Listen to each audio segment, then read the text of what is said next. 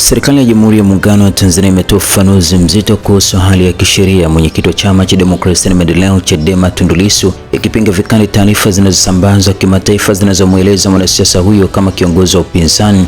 aliyofungwa gerezani. Katika taarifa rasmi iliyotolewa kufuatia rasmi ya hoja iliyowasilishwa na wadau wa kimataifa, serikali imebaini kuwa neno kufungwa linalotumiwa dhidi ya Lissu linapotosha ukweli wa kisheria, kwani mwanasiasa huyo hajahukumiwa na mahakama yoyote bali anakabiliwa na kesi za jinai zilizo mbele ya vyombo vya sheria vinavyojitegemea. Serikali imeweka mkazo kwa uamuzi wa hatia au kutokuwa na hatia kwa raia yote nchini ni jukumu la kipekee la mahakama na si taasisi za kisiasa ziwe ndani au za kimataifa, huku ikitaka mchakato wa kimahakama uheshimiwe bila kuingiliwa. Kama ilivyokuwa kwa raia mwingine yeyote, Bwana Lissu anastahili ulinzi kamili wa sheria na dhamana zote chini ya katiba na sheria za Tanzania, pamoja na dhana ya kutokuwa na hatia hadi ithibitishwe vinginevyo. Kama ilivyo kwa raia mwingine yeyote, Bwana Lissu anastahili ulinzi kamili wa sheria na dhamana zote zinatolewa chini ya katiba na sheria za Tanzania. Hii ni pamoja na dhana ya kutokuwa na hatia hadi ithibitishwe vinginevyo, kupata mawakili anaowachagua mwenyewe na haki ya kusikilizwa kwa haki mbele ya mahakama huru, imeeleza sehemu ya taarifa hiyo ya serikali.